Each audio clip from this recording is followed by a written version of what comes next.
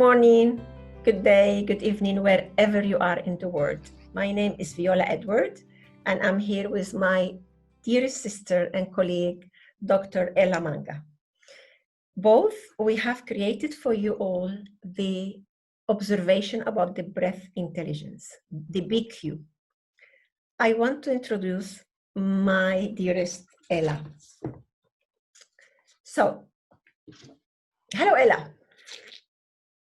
Hi, Viola. How are you? I'm so good. So happy to be here talking to you and talking to so many people around the world. And we were talking before that we will not forget think about us to introduce you. So I'm going to introduce Ela and Ela will introduce me. Dr. Ela Manga is an integrative medical doctor and learning voice in the field of mind-body medicine.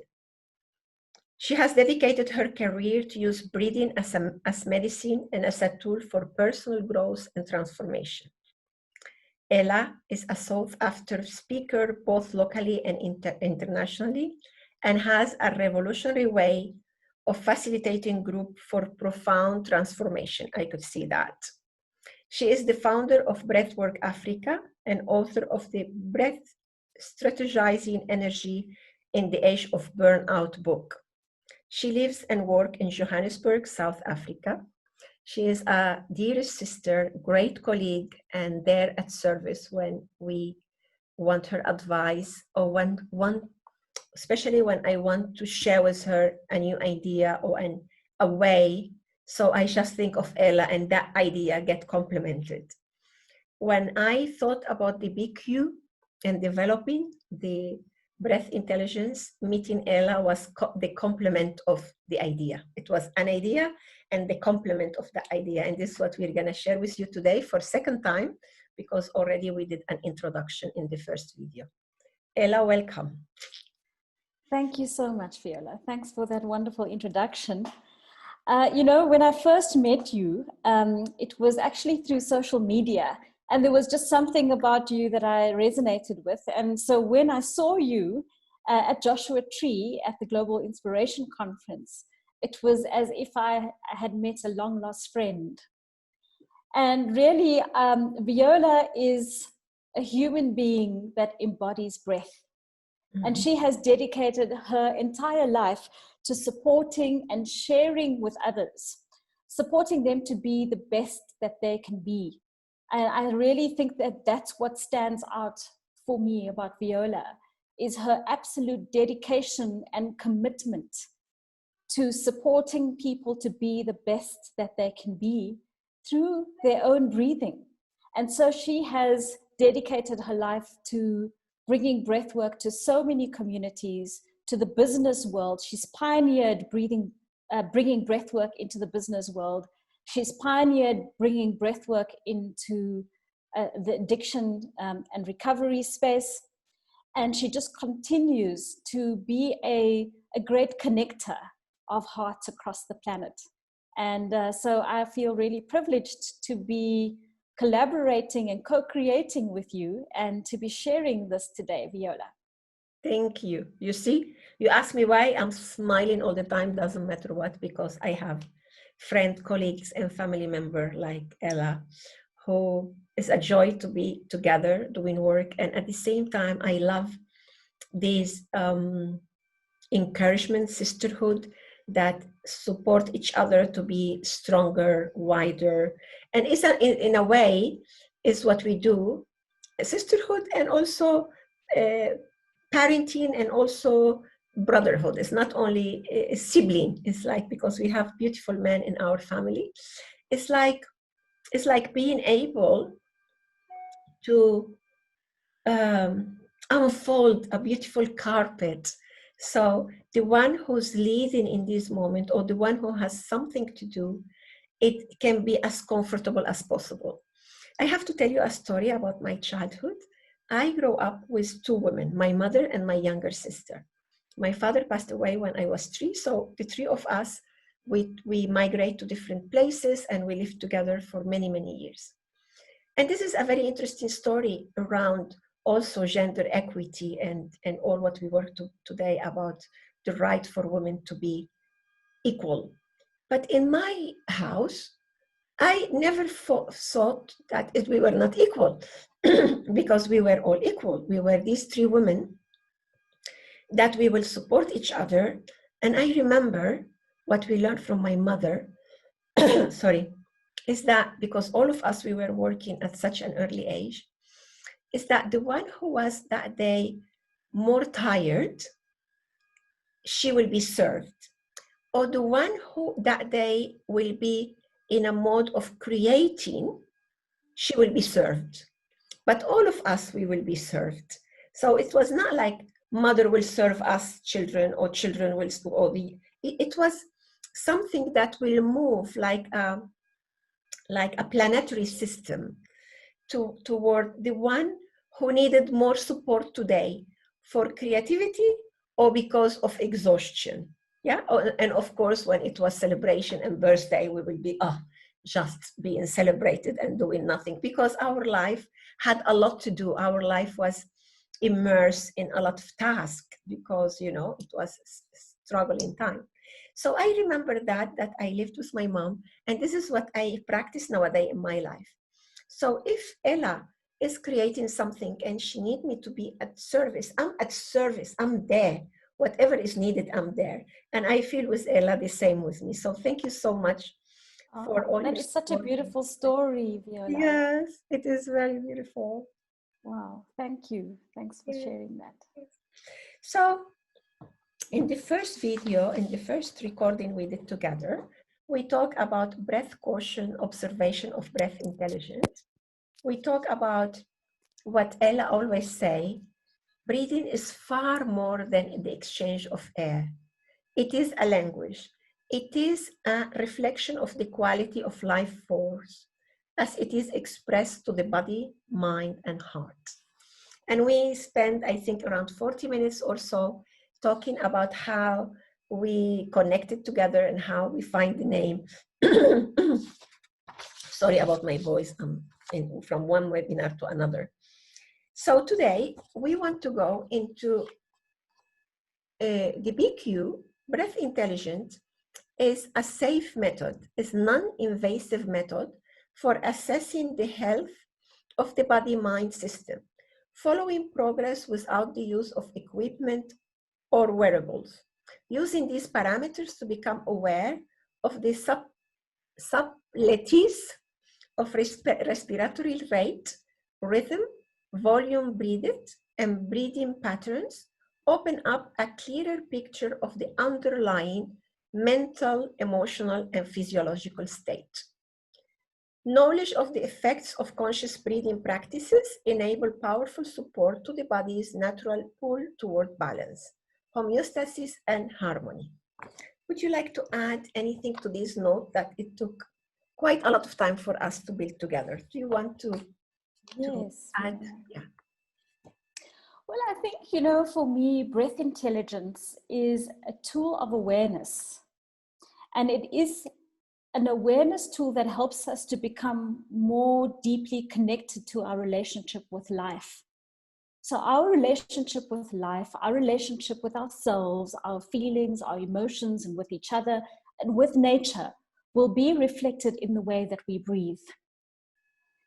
And so our natural, open, full, flexible breathing rhythm, which is in tune with nature, starts to get shaped or restricted or blocked as we start to experience life, as we start to experience fear, as trauma gets locked in our system, as we develop habits of tension in the physical bodies, as the body becomes, it will experiences pain or contraction, you know, it starts to then change the way that we breathe.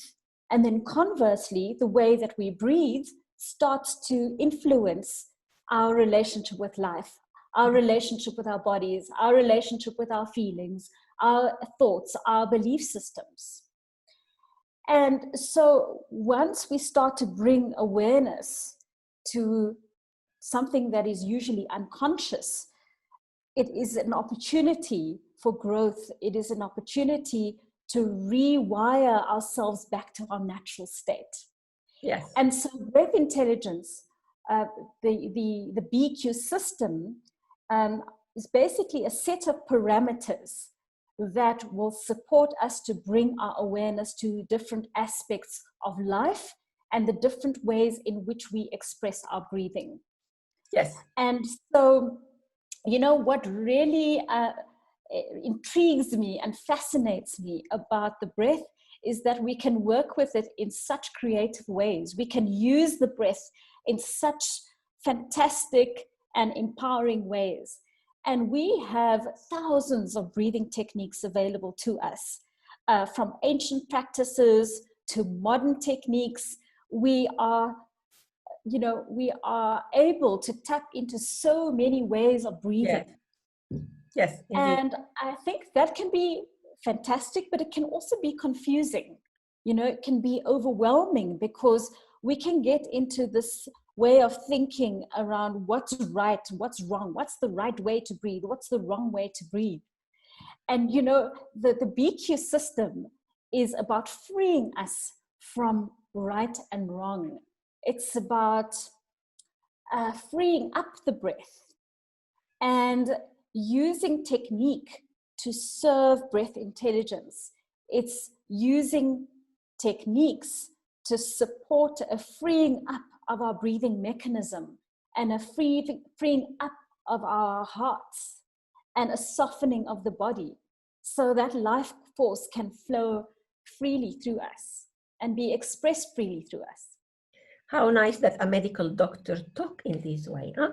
Because it's beautiful when we're scientists and we're humanistic at the same time. And when we can dance between the science, the humanism, and also the spirituality of it all. So in another way, I do remember when we have grief or anger, or I do remember of myself, how I start breathing in a limit way, and how I start having these contraction, these whole, like hiding my lungs, not only affecting my breath because of grief and loss and suppression, also how I, as a child, how I hide my lungs, and how much it took me, and still nowadays, you could see from the image, still nowadays, if I go into like this, I do the exercises to open my chest and to breathe consciously, because the way how we can really change our pattern of breathing, thinking, and acting is through habits. And those habits don't get installed just when we decide them to get installed. So having awareness is part of it.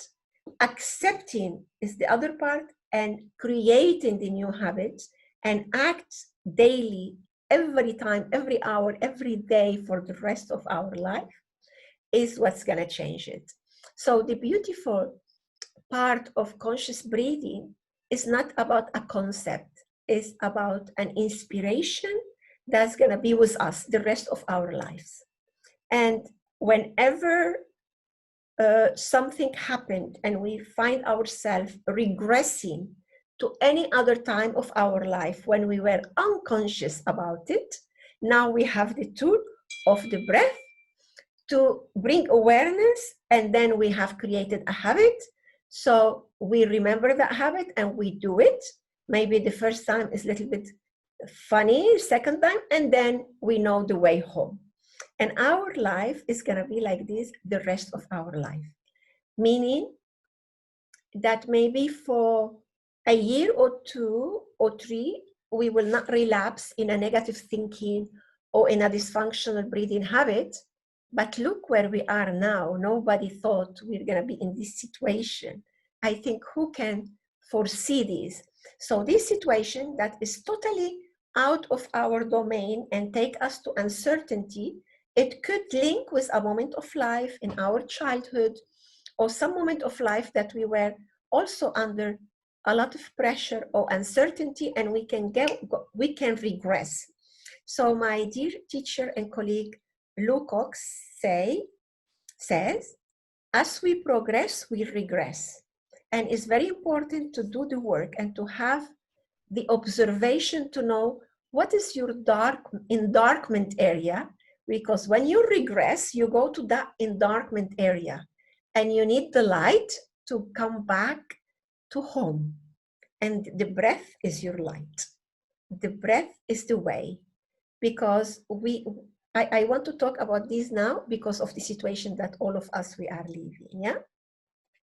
So Lou, thank you again for this sentence, as we progress, we regress, and we have to be aware about our endarkment area. So we're not scared of them. We know, oh, it's come again, so we have the breath to enlighten the path and go back home where we feel safe when we are good. Yes? Okay, That's so beautiful. yes. And our mutual friend now, Stephanie Briand, say, we can rewire our brain through habits, not only through understanding what's happening in the brain, only through habits. So let's Yes, it takes practice. Takes practice. Yes, yes. So please note that any technique or set of breathing exercises that are being practiced should ultimately serve breath intelligence, to expand your breath intelligence. These parameters should not be seen in isolation, of course, but rather in the context of the other parameters. Certain conscious breathing practices will seem to override the guidelines below, but are used for a very specific purpose of emotional release. So we're not criticizing or saying this is good, this is bad. Huh? It is recommended that you use BQ, breath intelligence, together with someone who has some form of breathwork training and who is able to guide you. Disclaimer, this set of parameters are general indicator and do not replace a formal medical diagnosis of treatment, yeah? Especially in this time. Okay, let's use our nose and take whatever is deep breath for you. So, deep breath means wide, deep, long, to the front, to the back, to the shoulder, everywhere you can.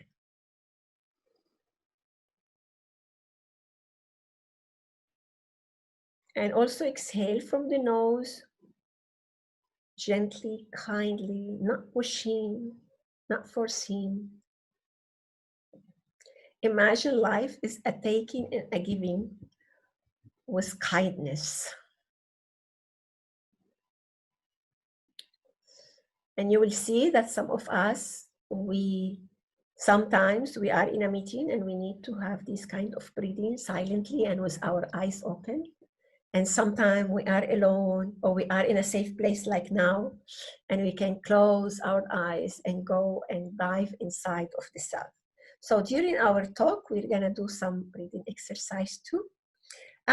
I will be reading one by one of the 10, we call them parameters we have created, and we will be talking about each one of them. Okay. Resting respiratory rate. I'm gonna be the one who's reading because as you see, my accent is so beautiful and I'm sure you enjoy it a lot. In general, a resting respiratory rate between 8 and 14 breaths per minute. While seated, indicated that the body autonomic nervous system is in balance. The higher the resting respiratory rate, the more likely it is that one is in a state of sympathetic overdrive. The respiratory rate naturally diminishes when lying down or when being observed, like now. The objective is to get a picture of the person's habitual breathing patterns during everyday activities. Our respiratory rate is very responsive to stress, temperature artificial stimulants, and medication, and can be a good indicator of how the body is responding to various stimuli. And we're gonna ask Dr. Ela now to add her part over this text that anyway she has created. Thank you, Viola. You know, I think resting respiratory rate is the first parameter that we described, because I think it's very important when we are working with the breath, or working with the technique, or working with the breath consciously, that we develop a finely tuned awareness of what the breath is doing. Before we change it in any way, before we manage it or slow it down or speed it up, can we just be aware of what is actually happening? What is the body communicating to me right now? And so if we are to turn our awareness to the breath, our speed of breath becomes one of the dimensions that we can become aware of. So how fast am I breathing right now? And so as you mentioned, as you read in you know, the first parameter, when we are thinking a stressful thought, or we are perceiving a situation that is unsafe, or we are in a situation that is actually stressful, whether we're thinking it or whether we're experiencing it, the body doesn't know the difference, okay? That panic button in the brain gets activated to send signals down to the adrenal glands that sit above both kidneys. And the adrenal glands then release the stress hormones of adrenaline and cortisol. Now, adrenaline has a wide effect on the body. It causes the heart rate to increase. It causes our respiratory rate to increase, because the body is getting a danger signal and is mounting a physiological response to a danger signal. Whether that danger actually exists or whether we are just perceiving that it exists, the body will physiologically respond to it. Yeah. Okay. And one of the ways in which we can become aware of this physiological response is through our respiratory rate. Okay. So if we're noticing that our respiratory rate is quite fast, it indicates that perhaps we are in a state of what we call sympathetic overdrive, which really means that the body is stuck in a kind of danger stress mode, or is receiving those signals, whether we are aware of it or not. Now, the interesting thing about being in the state of chronic stress is that sometimes it's beyond our conscious awareness, and it becomes like a new set point. And so, you know, if we are unconsciously breathing with a higher respiratory rate, you mentioned habit, that becomes a habit. So we start to create a neural pathway of stress in the system, because the way we breathe, our breathing pattern, is related to the way we think, is related to the way we feel, and is related to the posture that we hold in the system. Yes. Okay. Yeah. So it's just a really useful indicator telling us what our current physiological state is, and becomes then an opportunity to slow it down, to shift it, to create a new neural pathway, to create a new mental, emotional, and physiological state. Yeah. Okay. Now, the slower the heart, or slower the respiratory rate is at rest, it means that we're probably more breath efficient. So the more breath intelligent we are, the more efficient our breathing is, the less breaths we will have to take per minute. And that's something that we can train into our system. Then until we go to the 6-6, yeah? To the 6 per minute instead of, I mean, already naturally, maybe we'll find that we are 8 to 14. And we know in this time that we're dealing with a virus, and I get, I get pneumonia some years ago. I could see that how that rate get higher and higher, and how dangerous it was when it was arriving to 20, 22, like when my doctor heard me, when I'm on the phone and I'm measuring it and regulating and think, but when was the moment that I had to rush to the Right. to rush to the hospital, when that was already over 20 per minute, 21, 22 by 23, yeah, go, yeah? Right. And you had an awareness of that already. Yes. You had already invested in your relationship with your breath. And perhaps if you hadn't, you wouldn't have had that awareness. So your breath indicated to you that you needed to take action. You needed to seek Yes. help. Something was not okay, you know. It was a beautiful and life-saving awareness that you had in that moment. It was very interesting because we were coming from a trip, and actually I started having the pain on the back,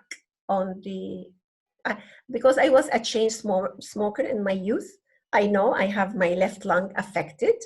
So, and we were in a holiday trip with a lot of people, and some people had that cold, and we were in the mountain, and some people had cold. I was okay, but I start feeling first that like a broken bone on the back of my lung, like that was the first signal.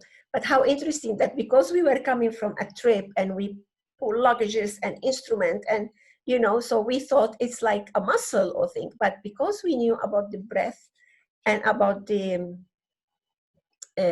rate, respiratory rate, is how my husband and me, we were monitoring it, and we get it so quick to, even though I'm not a person of hospitals and I'm not a person of medicine or, very natural, but we could be aware that something is very interesting also when healthy people get ill, because we don't know what is it, it's like first time happening to you, but it was our knowledge about respiratory rate that in a way also saved my life. Yeah. Yes. So then it would be a good idea just to get a sense of what your resting respiratory rate is, the first thing that you do in the morning. So when you get out of bed, just sit up and measure your resting respiratory rate. And then measure it again later on in the day when you're quite busy, when you're quite active, and then check it again at night and see if there's a difference. And just, be curious. Be curious about what your respiratory rate is doing. And then you'll notice how it changes and fluctuates throughout the day and is responsive to what you're thinking, what you've eaten, your physical exercise. So just to develop that awareness becomes, a really, really powerful tool of awareness to support your breath intelligence. Yes, and you notice, for example, after in digestion, especially when you ate things that your body is not very happy with, how that also change your respiratory rate, Right. So it's interesting in different areas or different function of our body. Much more to talk about it, and we'll come back to it. Let's go to our second parameter, nostril breathing at rest. Breathing to the nostril during everyday activities and when at rest is a natural choice. There are also situations when it's very natural to breathe through the mouth, such as when yawning, sighing, and when we require more oxygen during singing and exercises. Habitual mouth breathing whilst at rest leads to what some call overbreathing. This can fuel the stress response and impact cellular respiration and metabolic function. Habitual breathing through the mouth may indicate an underlying medical condition, such as a chronic sinusitis or nasal septum deviation. It may also occur as a result of a breathing habit that has developed over time. Yes. And personally, I studied with breathwork with Leonard Orr, and the insistence was, let's start our conscious breathing exercises through the nose. It's the nose that we were given to breathe. And we can, of course, use the mouth for certain exercises, but let's go back, let's learn how to breathe from the space that we were given to breathe. And yes. I, as you know, I'm a public speaker and I work in businesses and in different environments. And for me, it's really, I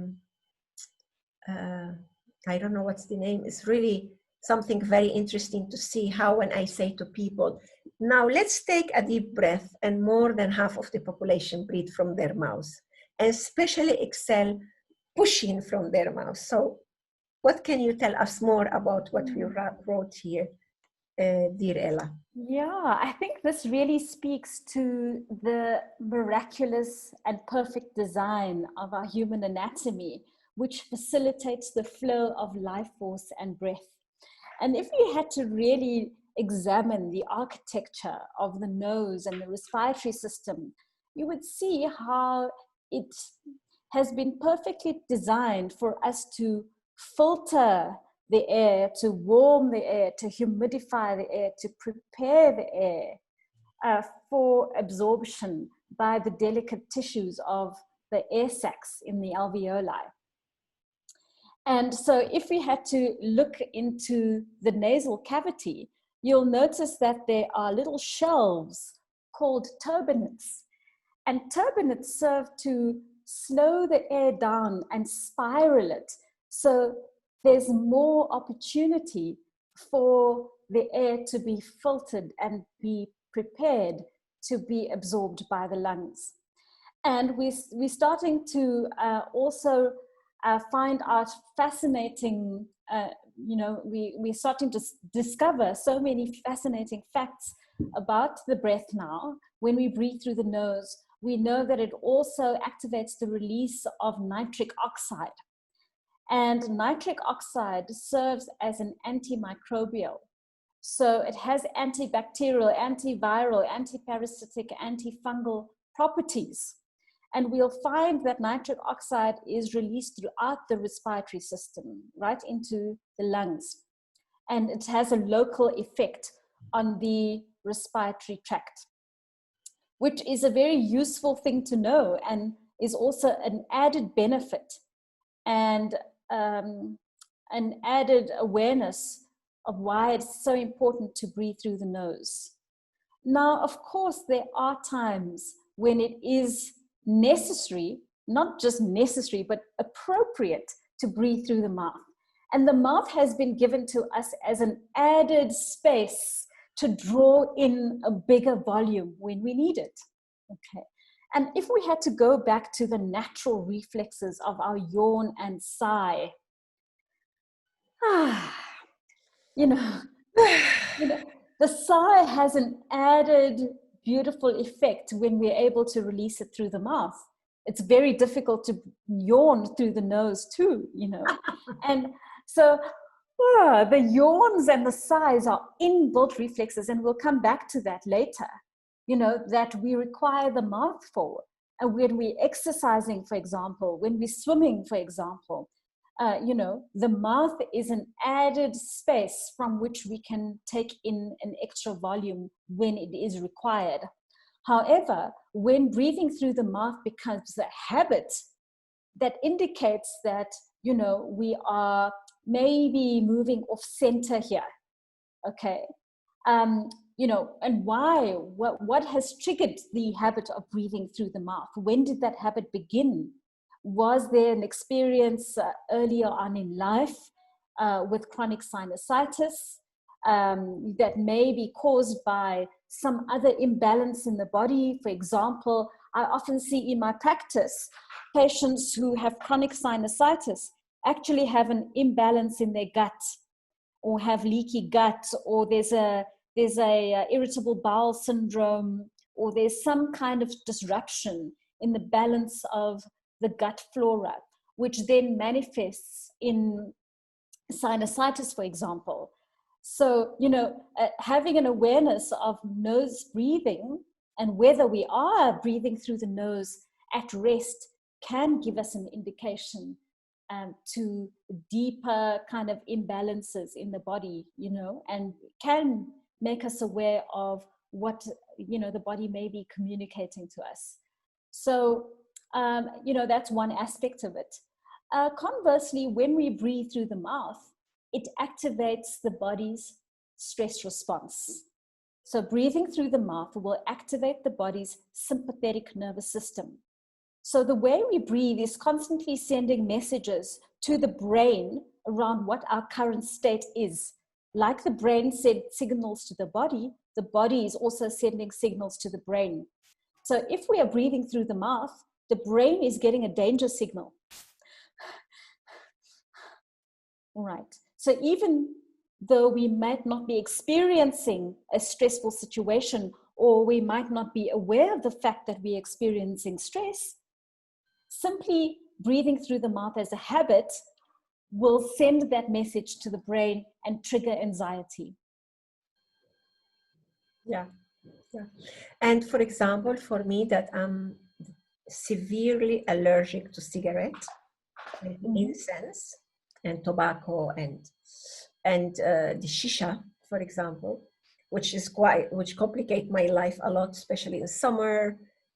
People are smoking outside, etc. So my reaction is like my nostril get very dry. It's like, and I'm obliged to breathe from my mouth, but this allergy also give me the tickling in my throat.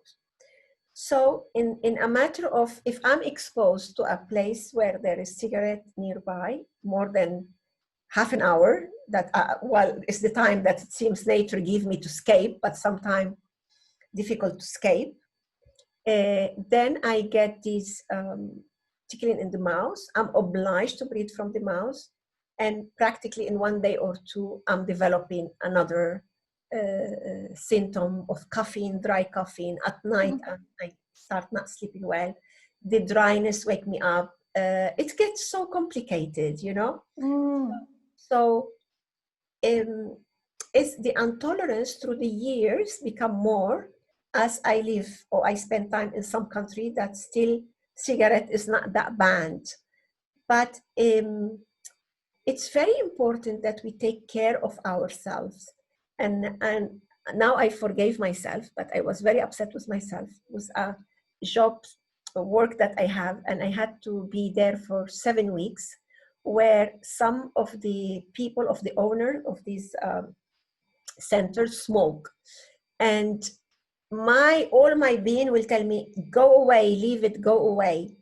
And at the same time, I had all the love to work and installing the breathwork in that institution. And, you know, it was such a dilemma that even though I spent all the meeting running from one corner to another, but I think my long exposure to this intolerance, which was October, November, that weakened more and more my lung.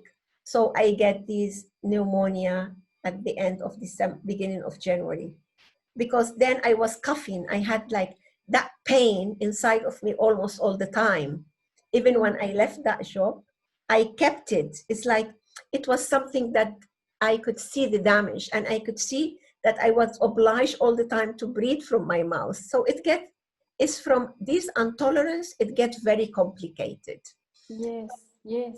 Yes. And what you also, you know, your story is making me think about these little olfactory receptors in our nose. So that, you know, that sense smell, which is a protective thing too. You know, it's an inbuilt protective mechanism that we have in our nostrils.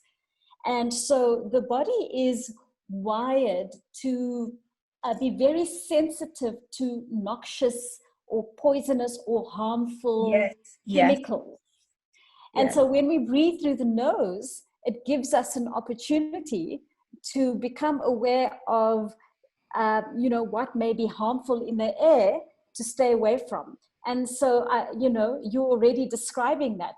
Your body knows, okay, it's saying, Viola, stay away. The smoke is not good for you. You know, I get into trouble, and many people don't invite me to their parties, but it's okay, because it's become through the years, and because I was a chain smoker, I understand that my body get weakened in this area, and I have very, very low tolerance to that. I suffer a lot in an airplane if the one sitting beside me is a smoker, that the clothes, I can understand how much they smoke, because immediately my breathing system start being, but thankfully, because I have all this knowledge, and exercises that I can do. I move around. If there's no other place to move in the airplane, I move around. I go and do my different exercises to be able to go to the situation, because if not, it's quite dramatic for me or for people like me, because I know there is people like me out there. Very good. So we have done 2 of the parameters and we have 10 of them. I want you to take a little break now and just take a little break. And here is Dr. Ela Manga and Viola Edwards talking to you about BQ, the breath intelligence.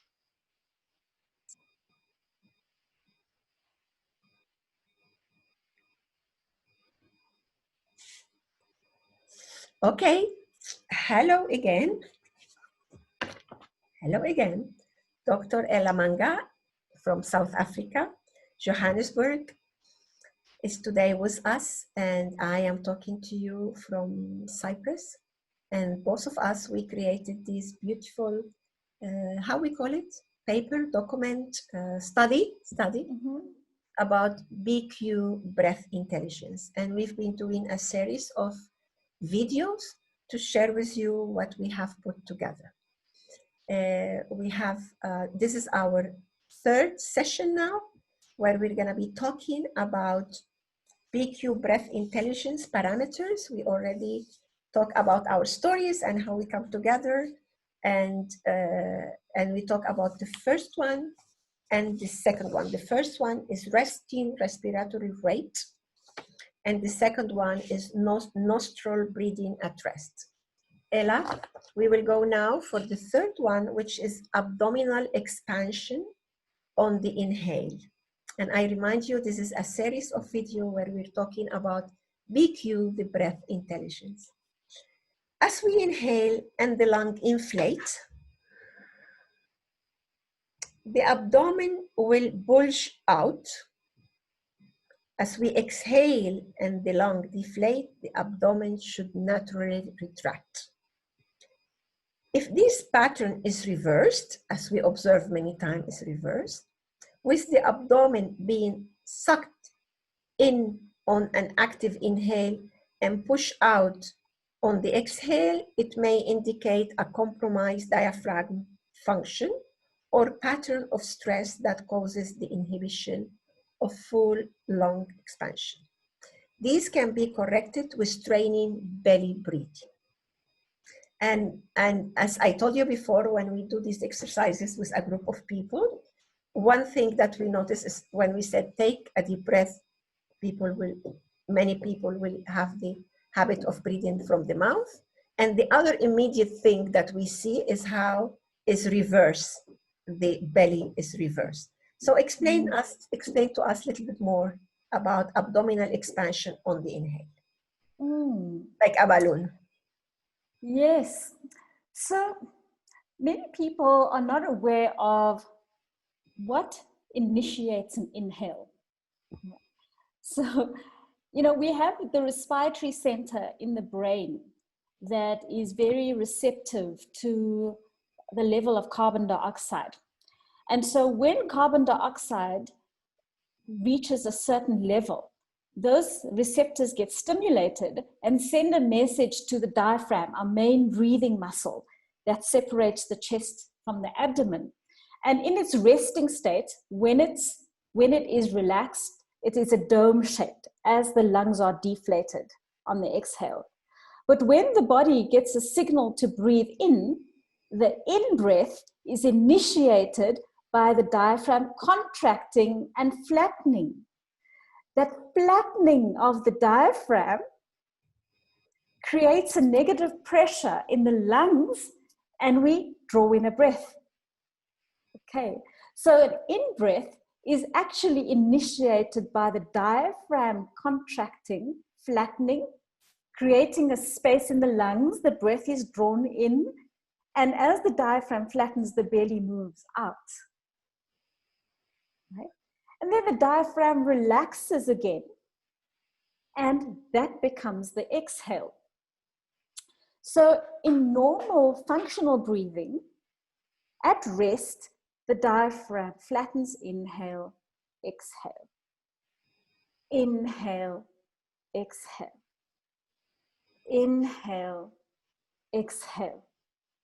And if you just place one hand on your belly and the other on your chest right now, just feel into your natural breath. Not trying to breathe in any way, just feeling. You will notice that your belly rises and falls gently. Or you might feel that your chest is moving more than your belly. And now start to deepen your inhale. And notice what happens if you draw in an active inhale. Does your belly suck in or does it push out? And if the belly is sucked in as you inhale, as you draw in a deeper breath, it could indicate that there is a pattern of breath that is not serving you. It could indicate a suboptimal or dysfunctional pattern of breathing that could have developed over time. So, you know, when we experience a sudden shock or you see something really shocking, we do this, right?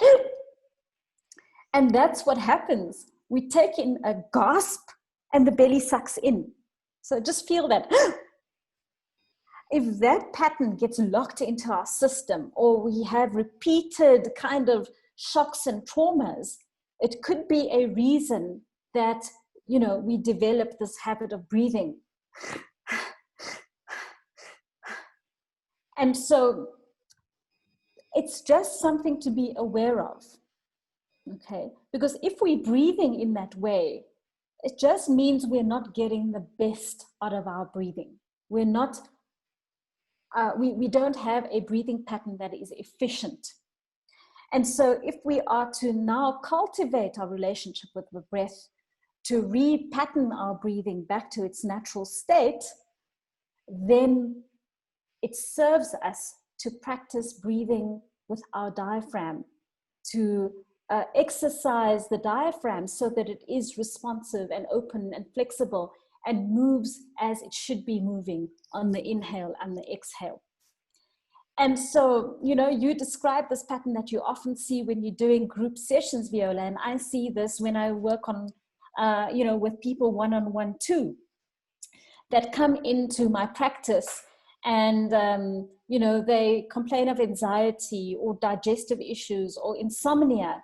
And you will see that their breathing pattern somehow, you know, reflects some kind of dysfunction that, you know, one can understand why they're experiencing such symptoms, you know. Yeah, exactly. So the first thing I do, one of the basic principles that we work with in conscious breathing is to get the diaphragm working again. So we do various exercises to get the diaphragm active and flexible again. And one of them is just getting someone to lie on their back with a heavy book on their belly and getting them to practice pushing the book gently up on the inhale and bringing it down slowly on the exhale. So that's an exercise that is just lovely to practice. Very good, very good. And we didn't mention before when we're talking about the nostril breathing at rest, that really we have to do this exercise, yeah? Or some people do it like this, because of the dysfunctional breathing habit that we acquire and we breathe most time from the mouth, also block the natural way to breathe. And sometimes it's not blocked by an accident or by a deviation. It's blocked because we don't use it. It's like a highway we don't use. So it's very important to practice the alternate, what we call in our practice, the alternate breathing, to be able to, first of all, check in different time of the day, which of the nostrils are closed, like you inhale, stop and exhale from the other one. And then now inhale again, stop and exhale. And you do this practice 3 times, many times during the day. If you can do once a day, it's great. It's good. If you do twice, morning and night, is fantastic. If you do 3 times, is wonderful. And also you will see how the blockages or which one breathe better is going to change during the day. And that is related with how our hemisphere works, and is a whole practice about that. But what is important, what was very important for me as an ex-smoker, because remember, smokers are the people who smoke, who breathe the most, especially the chain smokers. We all day inhaling and exhaling, but we smoke the wrong air. And we use a lot our mouths to breathe, yeah, but we breathe in the wrong air. So I remember Leonard Orr telling, oh, you breathe a lot, but the wrong air. One of the habits that smokers have is that when they stop smoking, or when we're supporting them to go into conscious breathing, is that they will be breathing from the mouth, and they disconnect or neglect the pathway to conscious, full, clear and clean breathing. And for that, we need to do those exercises. Yes, Ella, will you be in agreement with that? Absolutely, Viola. It's a very powerful practice, and one of my favorite, actually. And yeah, you know, something else to be aware of, it's a deeper awareness of nostril breathing, which side is more open. And you can actually manipulate it, you know, if you want to feel more energy, to be in a more logical space, then you want to activate the left brain, the left hemisphere. And so breathing through the right nostril will activate that kind of energy. If we want a state of more calm and you know, to be in a more creative space and activate the right brain, then we can breathe through the left nostril. So it's such a powerful and amazing science, actually. For that, if we have a dysfunction in our nostril and we are in a creative process, and we can't sleep on top of that, and we can't breathe properly, it's not like many times when my client tell me, I couldn't get it. I have it, but I couldn't get it. I know it's related with their breathing. And breathing and good time of sleeping that we will be talking about. Okay, let's go to the next one. And the next one is abdominal versus chest breathing. Yes, a common suboptimal breathing pattern is the overuse of smaller and less efficient accessory muscles in the neck and the shoulder. These muscles are designed to support the diaphragm when there is an increased demand of oxygen. If there is a pattern of chronic tension in these muscles, or the diaphragm is weak, the accessory muscles become chronically overused. We see this pattern of breathing exaggerated when someone is instructed to take in a deep breath. We observe the neck and the shoulder muscle tensing, with the shoulder moving up towards the ears, or we notice the chest moving more than the belly when we breathe. Chest breathing results in a high effort to energy ratio. In other words, too much effort is being used to breathe with a poor energy yield, and this leads to fatigue. How beautifully put together.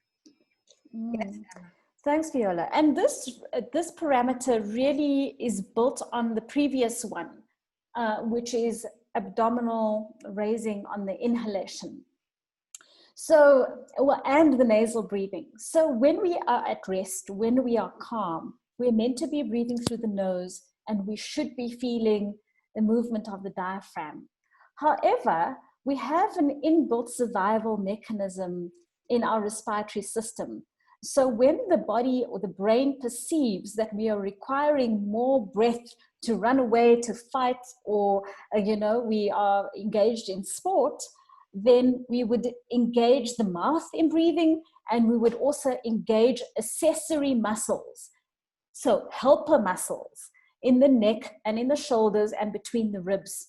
So the diaphragm is the primary breathing muscle, and we also have accessory breathing muscles that support us to take a bigger breath when we need it. However, if we are in a state of locked adrenalized energy, or we have developed a habit of stress, because stress can also be a habit, that will get reflected in the way that we're using these accessory muscles. So we tend to overuse our neck and our shoulder muscles. And that can lead to chronic headaches. It can lead to shoulder tension. I mean, I've noticed this in myself now, being in lockdown and doing so many Zoom calls and Zoom consultations. It's changed the way that I'm breathing. And we'll get to that just now. But I noticed that there's just something about being in front of the screen that my body is getting a stress signal, which then gets reflected in the way I breathe. So I tend to breathe higher up in my chest. I tend to breathe, with more shoulder tension. And, I find myself feeling more tired. But I realize it's because the way I'm breathing when I'm on calls is very different to when I'm sitting one-on-one. Yes, yes. So it's just, once again, another parameter that deepens our awareness of our unconscious breathing patterns, and thus an opportunity to repattern it. Yes, yes, excellent. And that also had affected us, like for me, the fact that I travel a lot now, well, not now, but before. What does it mean being waiting in the airport, being on the lines, being in the, even though I have careful to get the best, the chairs of the exit, or still is a confined place for many hours, and is not, for example, I've been a traveler for many, many years, and I see how traveling became more struggled situation than before because of the 3 hours that we have to go to the airport beforehand because of security, and how that stressed us, and how holding the luggages, and how, even though I'm quite relational and I have a lot of fun in the airport and on the lines and breathing exercise, but I could see how all these affect our skin, our posture, our sleeping pattern. So for that, some of us, we cannot avoid it because part of our life, out of our part of our work and life, that we are 2 days here and 3 days there, and change of climate, etc. But how important to have the BQ at hand and to be aware of the breath intelligence, because this is like the tool that help you to go through this struggling moment, to go through situation like this that are part of your life and in your journey. Like I have a friend who she used to drive every day, hour and a half, plus the time she wait for her kids for their football trainings. They become great football players, but for years she has done that. And she always said, thank to the awareness of the breath. Mm-hmm. Yes. Okay.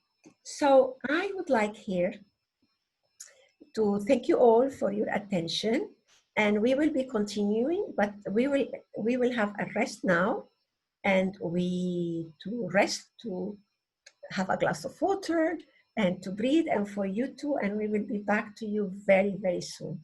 This is Dr. Ela Manga and Viola Edward sharing with you our creation of the BQ, the breath intelligence. Thank you.